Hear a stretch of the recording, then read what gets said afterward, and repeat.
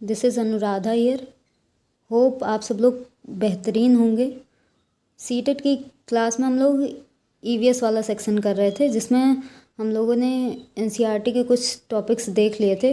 थोड़ा बहुत बचा है, उसको आगे हम लोग कंटिन्यू करते हैं।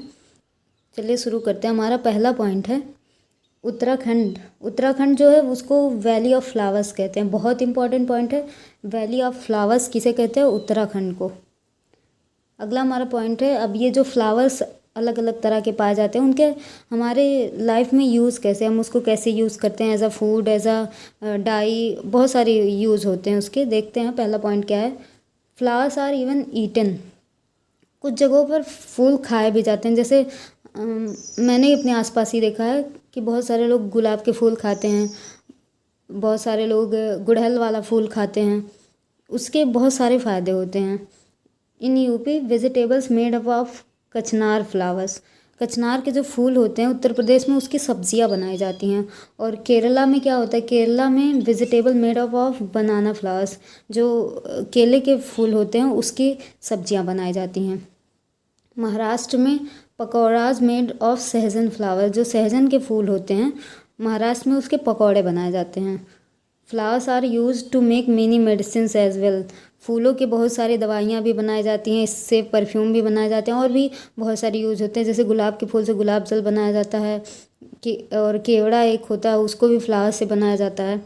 ऐसे ही कलर्स से बहुत सारी डाइज भी बनाई जाती हैं। वही आगे लिखा है, colours are made from many flowers like marigold, zinnia etcetera. These colour can also use to dye clothes. अलग अलग तरह के कलर्स अलग अलग फूलों से बनाया जाता है। जैसे मारीगोल्ड से, जीनिया से, इसी तरह के बहुत सारे फूल होते हैं जिनसे अलग अलग तरीके के कलर बनाए जाते हैं, और उनसे कपड़ों को कलर किया जाता है, डाई की जाती है कपड़ों की। आगे हमारे एक बहुत फेमस पॉइंट पेंटिंग जो है मधुबनी पेंटिंग, उसके बारे में देखते हैं।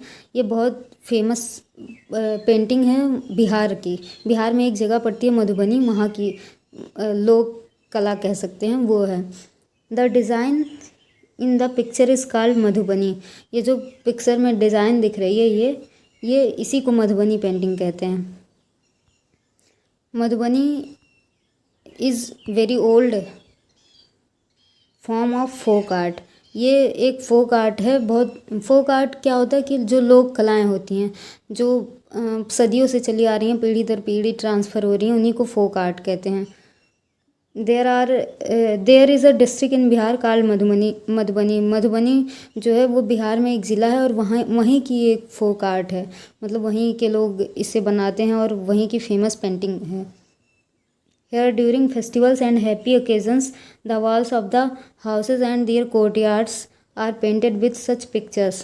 जब कोई त्यौहार वगैरह पड़ता है तो वो इसी तरह की पेंटिंग बना के अपने दीवारों को, अपने आसपास की जगहों को सजाते हैं। और आगे क्या लिखा है? These paintings are made out of paste of powdered rice. बहुत इंपॉर्टेंट पॉइंट है यहाँ से लेकर।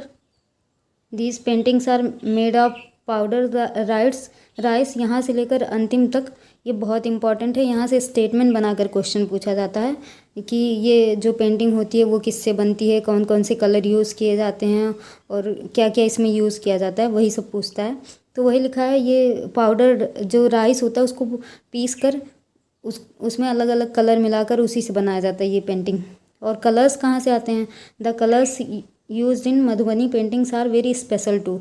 जो कलर्स इसमें यूज़ किए जाते हैं वो बहुत स्पेशल होते हैं। देखते हैं क्या क्या है।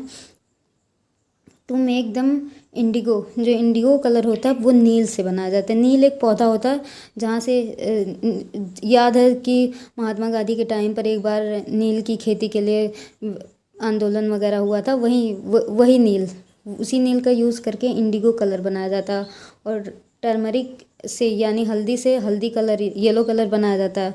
और अलग अलग फ्लावर्स, अलग अलग प्लांट के पत्तियों से, फूलों से अलग अलग तरीके का कलर बनाए जाते हैं, और इन सब का यूज़ किया जाता है उस पाउडर राइस में मिलाकर ये मधुबनी पेंटिंग बनाने के लिए। These paintings show human beings, animals, trees, flowers, birds etcetera. जैसा कि पेंटिंग में दिख ही रहा है, देखो एनिमल्स बहुत सारे हैं, पत्तियाँ हैं, फूल हैं, ये सब आदमी भी बने हैं। ये सारी चीज़ें इनकी पेंटिंग में बनाई जाती हैं, इस पेंटिंग में। ये बहुत फेमस पेंटिंग है, याद रखिएगा।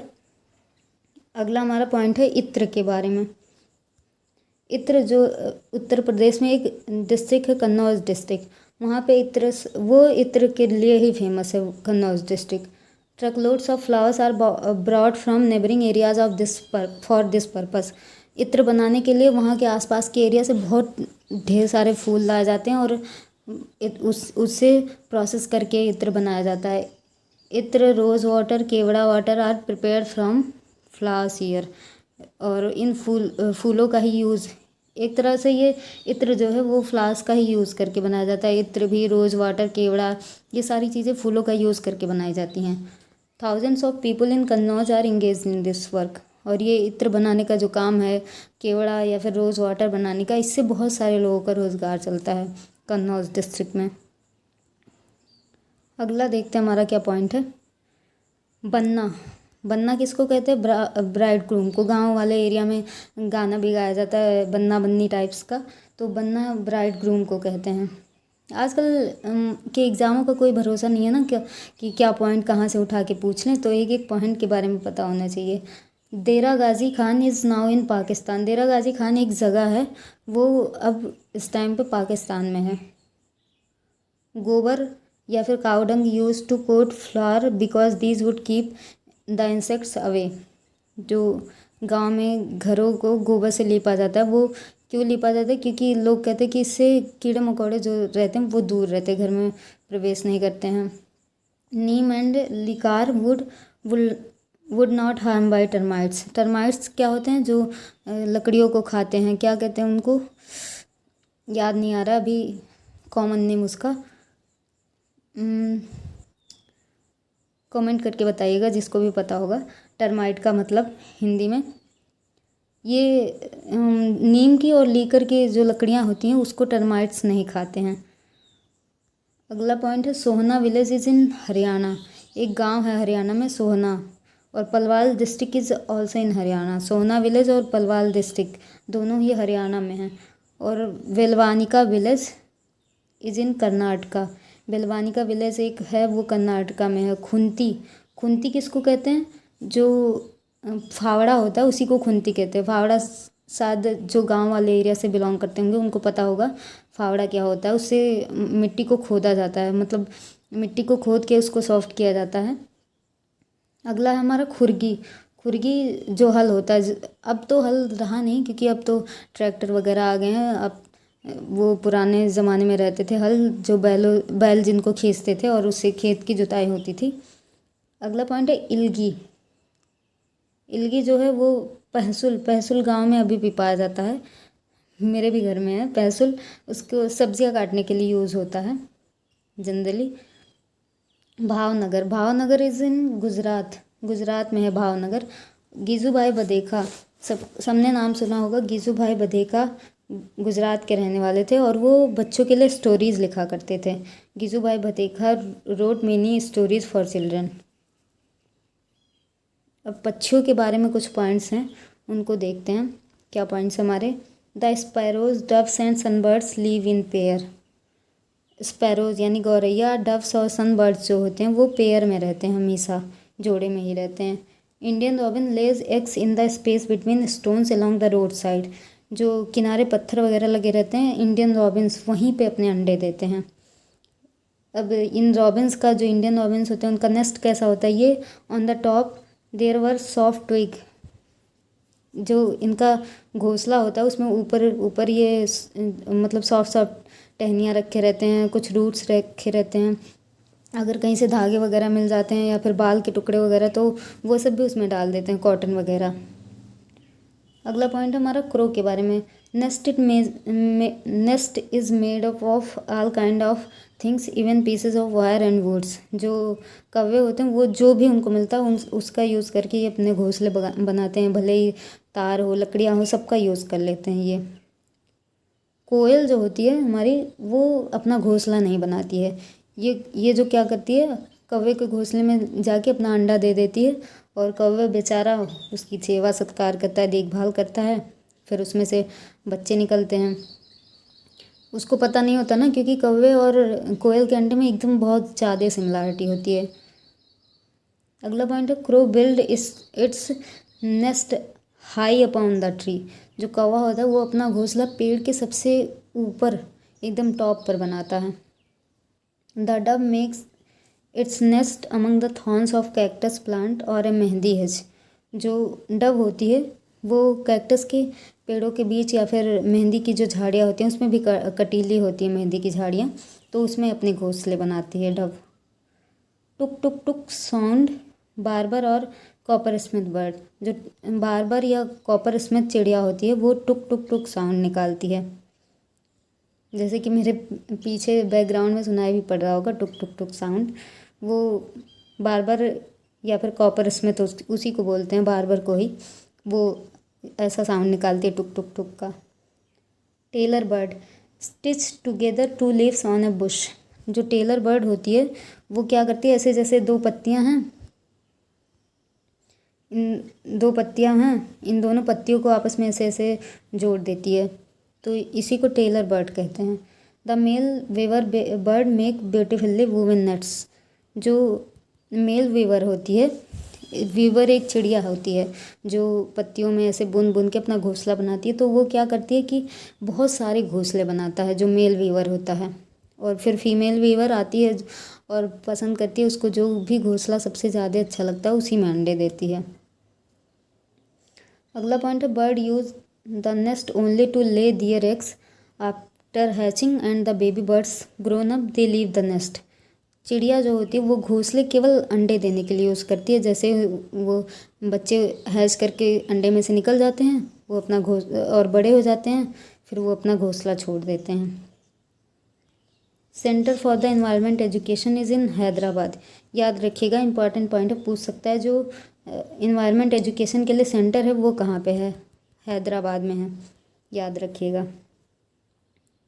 अब अलग अलग चिड़ियों के अलग अलग टाइप के पैर होते हैं, ताकि वो पेड़ पे कैसे टहनियों को कैसे पकड़ सकें या फिर अपने शिकार को कैसे पकड़ सकें।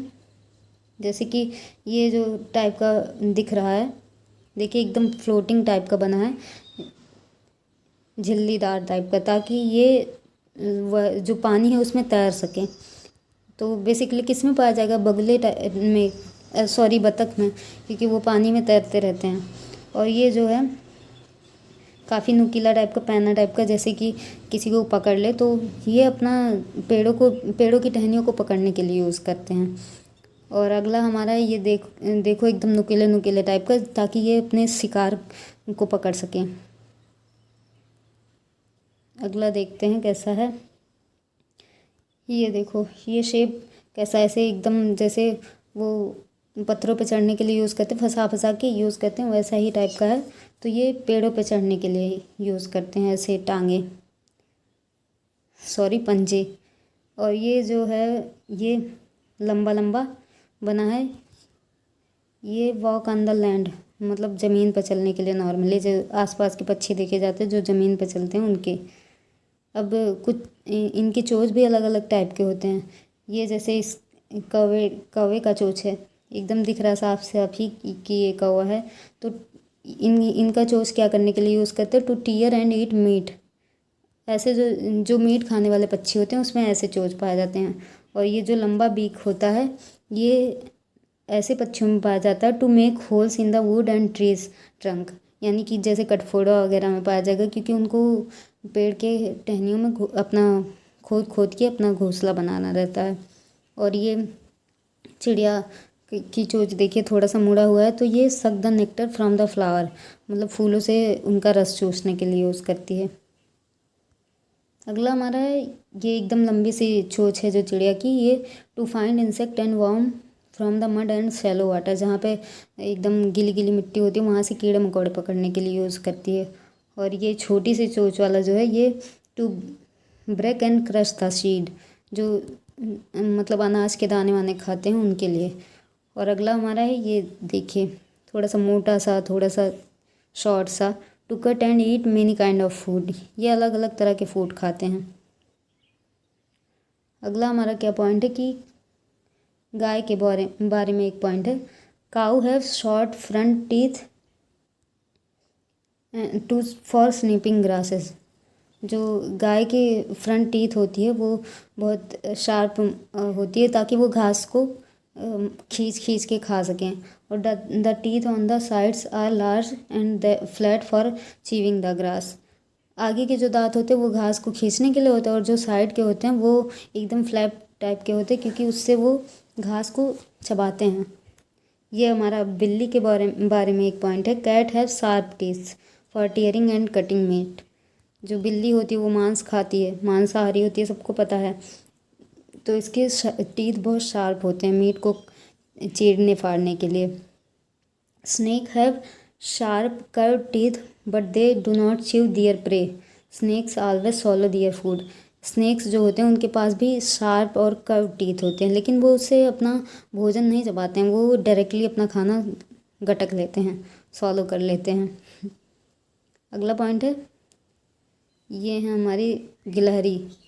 Squirrels front teeth keep growing throughout their life.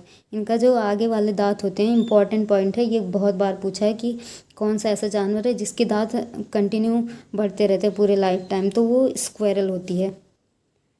They have to keep gnawing on things to keep their teeth from becoming too long.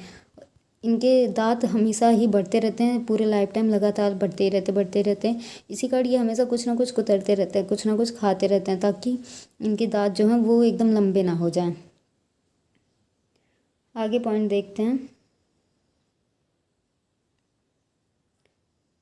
नल्लामादा is in Andhra Pradesh.